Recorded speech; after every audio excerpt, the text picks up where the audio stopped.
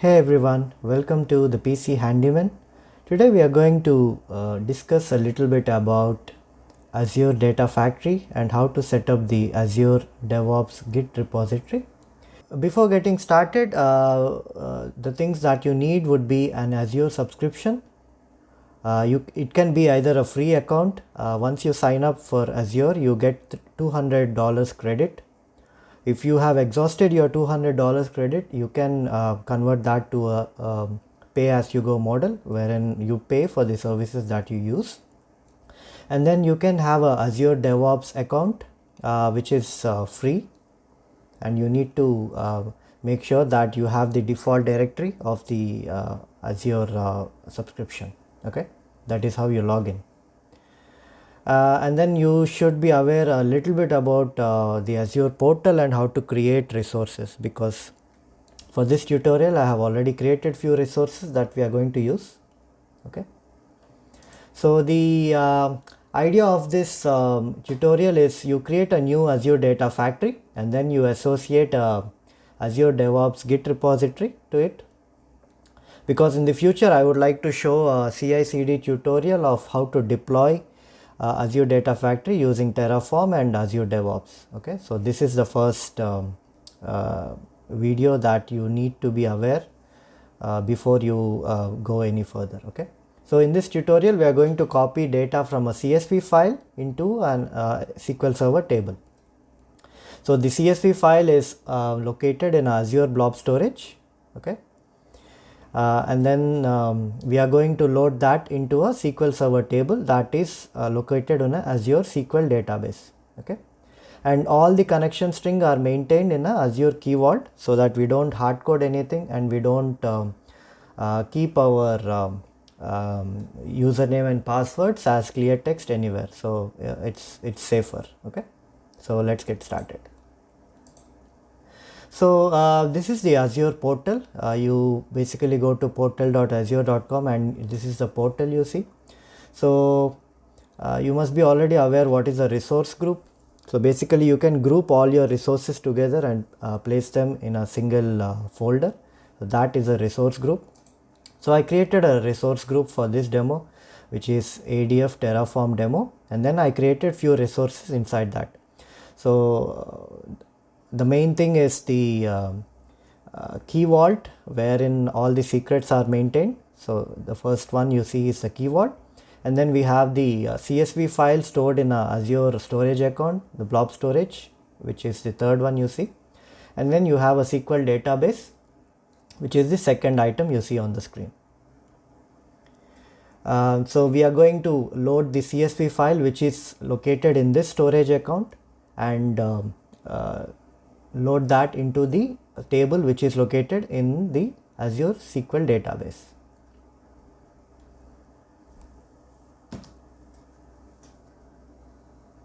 So let's open the Key Vault and see what are the secrets that we have already saved. So let's concentrate on the top three secrets. One is the Azure SQL database connection string, and then we have the access key for the storage account and the connection string for the storage account. Okay, the other four will be used for the CI/CD pipelines when we talk about service principal and the DevOps process. So let's ignore those four for now. Let's put focus on just the top three. And these connection strings you can basically get them from within the resource. For example, if you open the Azure SQL database, you can get the connection string from here. So if since we are going to use SQL Server authentication, we can just copy this and then you replace your password with the actual password and you save it as a secret. Similarly, you go to the storage account and you go to access keys, and you can see the once you click on show keys, you can see the connection string here and you can also see the key here. Okay, so these values you can store as secrets in the Azure Key Vault. Okay, and then let me show you the source CSV file. So I I navigated to the storage account. You go to containers. Containers are basically like folders where you store your blob files. So I created a folder called CSV files, and inside this there is a .csv file which is a comma separated file. Let's take a quick look at this. So you can see the first row is having the headers, okay, and has a lot of data. So this is the source file that we are going to load, okay. And let's take a look at the database as well.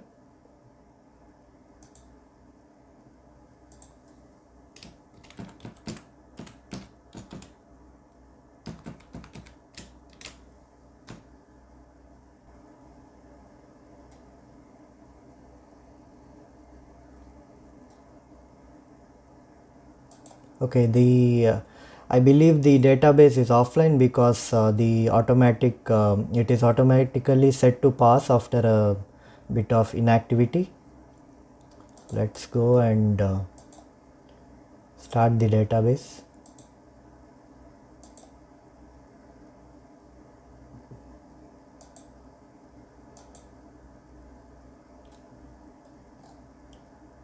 So if you see, the database was passed and it shows it is resuming.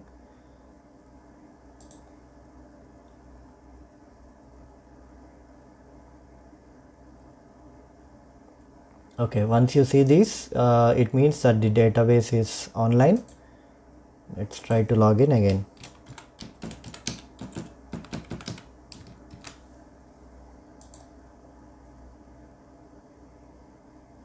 Okay, now we are able to log in successfully. So I have already created a table which is called DBO consumers price.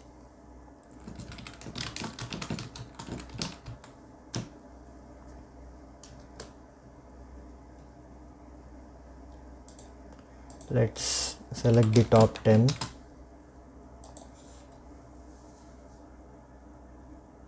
So you can see that there is already some data in this, and then I created an additional column here in the table so that during the copy data activity of the or while we are copying the data in the ETL, we can add additional columns and we can populate this column. So let me go ahead and truncate this table.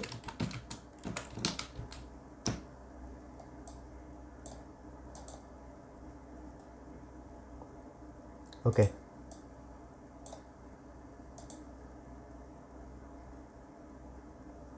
So now if you see, we don't have any data. So let's go ahead and create the data factory.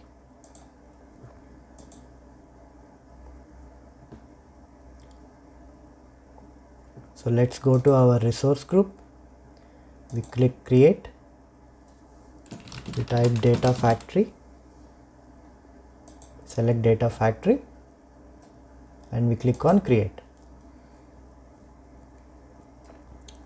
So I selected my default subscription. I selected the resource group created for this demo, and the region is East US 2, which is the same as the resource group. And then I can give a name. I can give ADF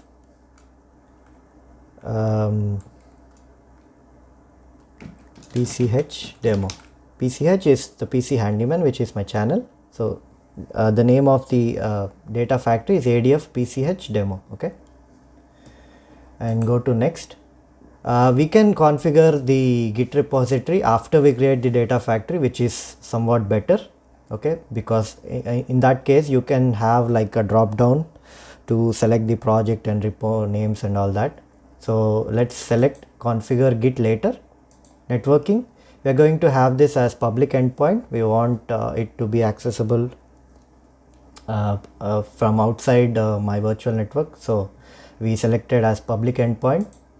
Advanced, we can leave it as default. Tags, we are not going to have any tags. Go to review and create, and it will do a bit of validation, and the validation is passed, and we can now create the data factory. So it will take few seconds. So at the top, if you see, it says deployment is in progress. So it will take few seconds for Azure to create our data factory.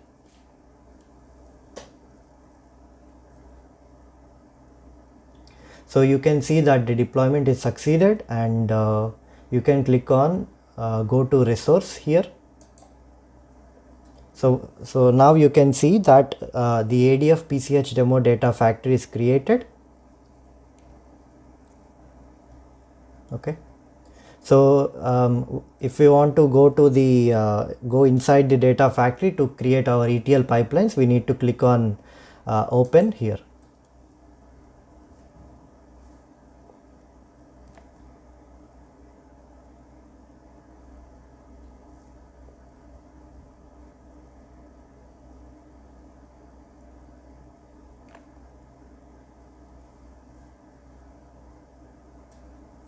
Okay, so this is the home screen for the Azure Data Factory. Okay, so before we do anything, let's set up the repository, the source control. So we can select either Azure DevOps Git or GitHub. In this tutorial, we are going to use Azure DevOps Git. So select that, and then you need to select the Active Directory account. So in my case, I'm using the default directory. So just select that and click on continue. And now you need to select your organization. In my case, this is my Azure DevOps organization. Let me show you that as well. So this is my Azure DevOps account, and inside that I have a project called My DevOps Journey. So I'm going to use that.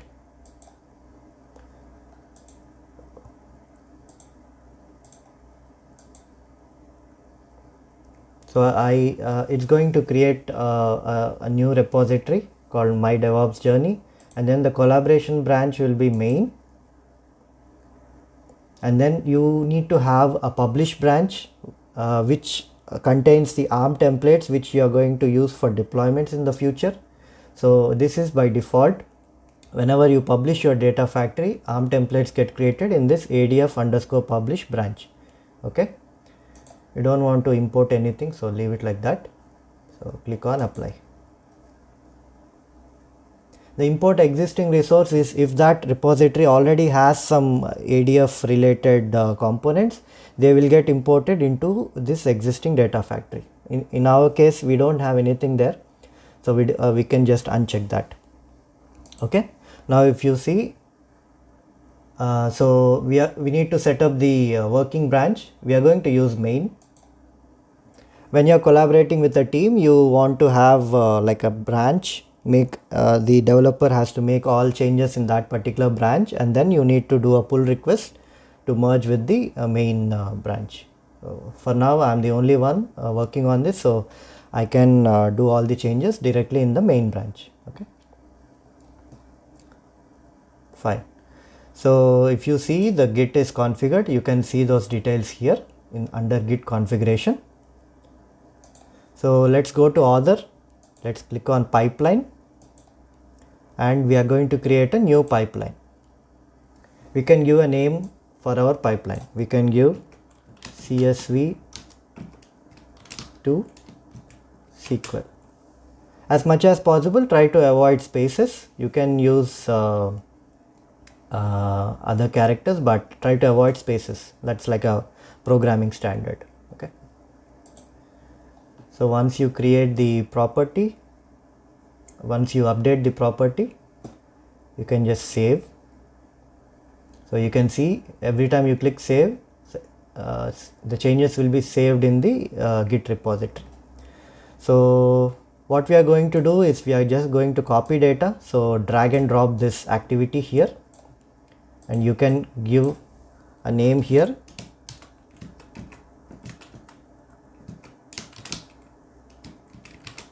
So you are going to say CSV to SQL. Okay, you are going to select your source. Since this is the first time we are working here, we need to create the source data set. Our source is in Azure Blob Storage, so select that. And our file is a CSV file, so select delimited text, and you can rename this with something meaningful. Okay. and you need to have the connection setup. So link service is the connection that you need to make to that particular account.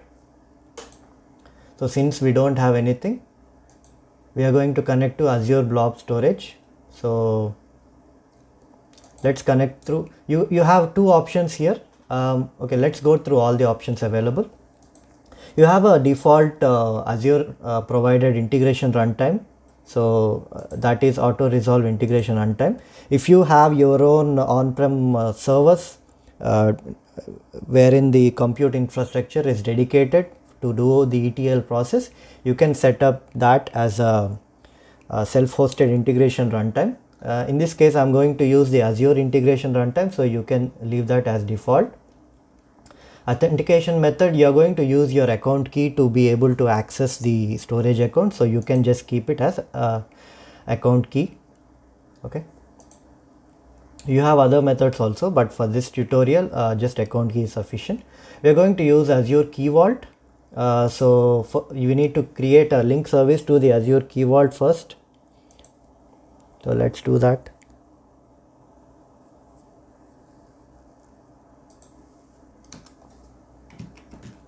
So just rename that as link service Azure Key Vault,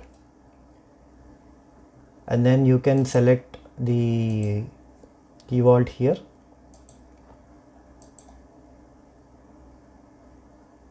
Okay, so once you select that, just try to test the connection.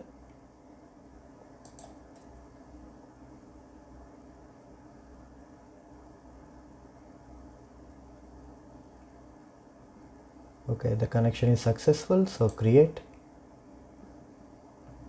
Okay, now we need to enter the secret name to access the Azure Blob Storage. We can get that secret name from the Key Vault. Go to Key Vault, secrets.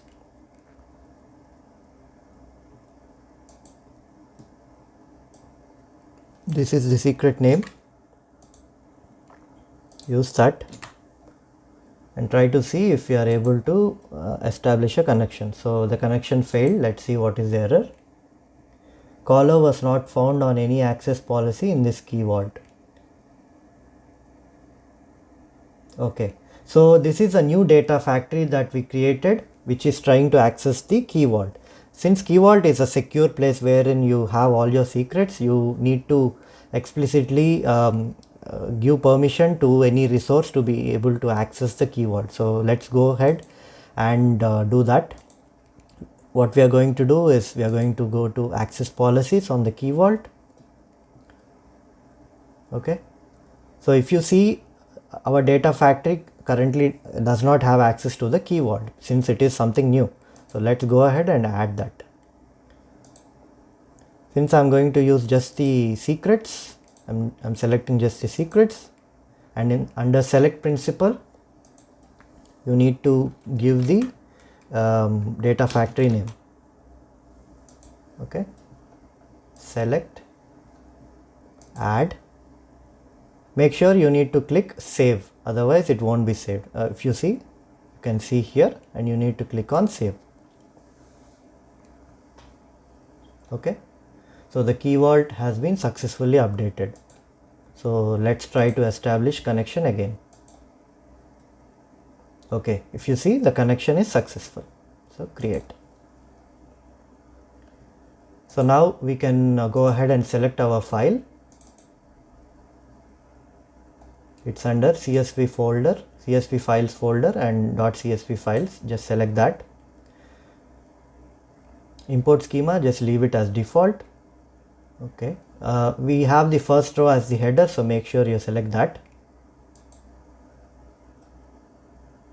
Okay, the source has been set up. Okay, and then sync.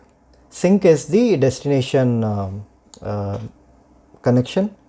So we need to establish the sync data set. So since we haven't connected to SQL Server yet, let's go and click new. Type Azure SQL. It's Azure SQL database. Continue.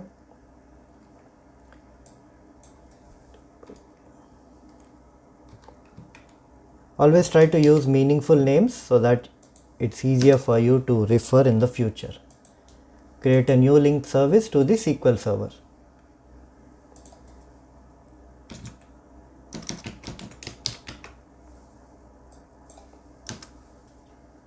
Okay. Again, we have two options, either use the connection string, but if we do that, we need to give the username and password. We don't want to do that.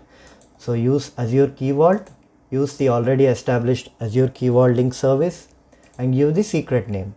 So the secret name, let's go here. So we have the demo database connection string. So this is the secret name. Use the secret name. Leave everything as it is and click on test connection. Okay, connection is successful. So create. Okay, select your destination table. This is the table, it's already existing, so just select that. Import schema default. Okay, now your source and sink has been set up. Now let's look at the mapping. Mapping is wherein you are going to set up which column has to be inserted into which column in the destination. Okay, so to do that, you need to import the schemas from the source and destination.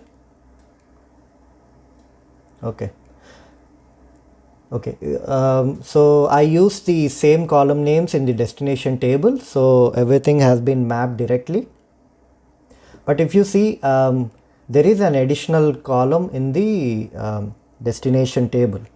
So you can either delete this mapping if you don't want anything to be loaded in that table, or in this case, for this tutorial, I wanted to create an extra column while loading, which is the updated date. So in that case, we don't have anything to map here. So if you want to create an additional column which is similar to derived column, if you are familiar with SSIS, so just go to source, scroll to the bottom, you can see additional columns. So you can click on new, give a name.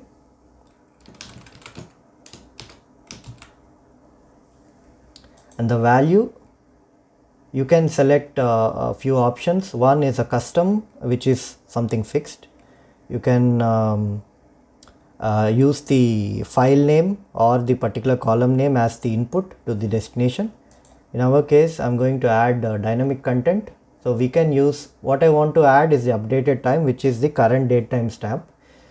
So I'm going to use the date functions, which is inbuilt. So I'm going to use UTC now. Okay. So we created a new column in the source. So let's map that. So if you see no results are found, that is because the schemas are not updated. So to do that,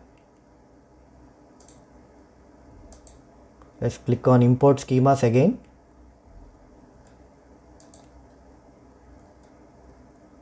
So now you can see the particular column. Okay, so it says data might be truncated because the destination updated time is a date time, but the source column is a UTC which has additional characters, but in our case that is fine, just leave it like that. Okay, and in settings you have some performance related stuff which we are not going to modify for now. So I think it is set up. Just let's save everything. Okay, and let's click on debug. That is how you run this pipeline. Okay, so you click on debug. So after we look at the if the pipeline is working or not, we are going to take a look at how is the repository and what when you publish the data factory, what happens. We are going to look at all that. Okay, so for now let's look at the how the pipeline is running. So it says copy data succeeded. You can click on this glasses symbol to look at the details. Just click that. So here it says one file read, 10,000 rows read, and the same has been inserted into the destination. Okay, so it succeeded.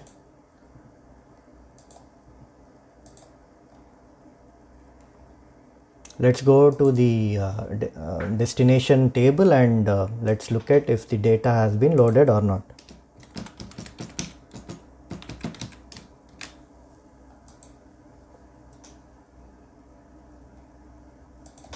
Okay.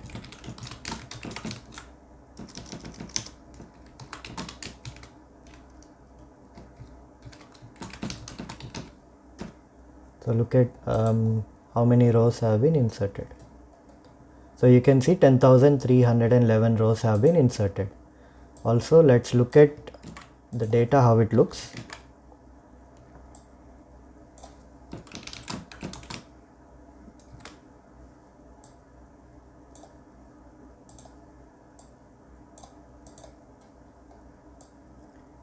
So if you see, the updated date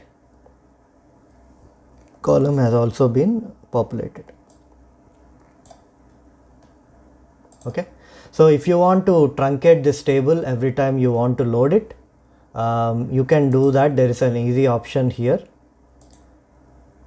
In the sync, you have a pre-copy script. So this script is basically run before the copy activity starts. So here you can say truncate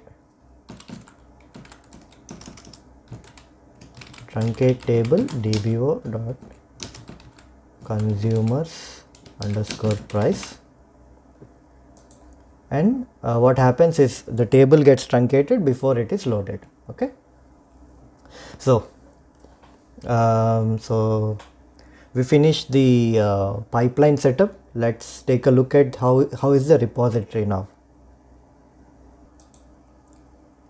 So let's take a look at the repository. So we go to the DevOps portal and we go to repos, click on repos, and we have our the repository for the data factory right here.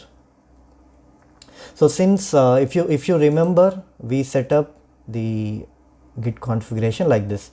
The collaboration branch is main, where all the changes that you make, all the pipelines, all the data sets that you create will be stored in the main branch. Okay, and then the publish branch is adf underscore publish. If you see, we don't have that branch yet because we haven't published anything. We haven't clicked on this publish button. So what happens when you click on this publish button is the data factory creates the Azure Resource Manager templates. So a template is basically used to create a copy of this data factory. We are going to use the templates for CI/CD pipelines, wherein you have to create the copy of this data factory in other environments, namely QA and production environments. Okay, so let's click on publish button and see what happens. So when you click on publish, what happens is it gives you a list of all the changes that happened since the last time it was published. So if you see here, the last published this is the first time we are publishing something, so everything is new. Okay, so we have the pipeline, we have two data sets, one for the source, one for the destination, and we have 3 link services. So let's click on OK. So you can also see the publish branch is the branch in which your repository where publishing related ARM templates are stored and updated. Okay, let's click on OK.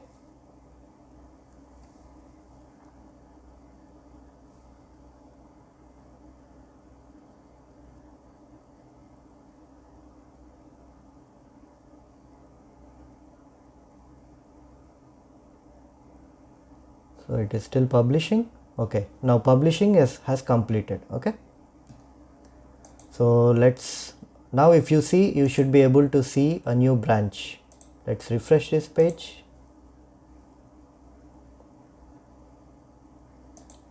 So now you can see adf underscore publish branch. If you go here, we have the data factory name, and then you have a bunch of JSON files. The only two JSON files that you need are the ARM template for the factory.json and the ARM template parameters for factory.json. These two are the only JSON files you will need to be able to create a copy of this data factory in higher environments. Let's take a look at what both of them contain. The ARM template for factory basically contains all the information about the data factory. Okay, how similar to how you set up the data factory here. For example, all the link services, list of integration runtimes, everything is here in the ARM template for factory.json. And then you have the ARM template parameters for factory, wherein any kind of configurable items that you have used in your data factory, they come up here.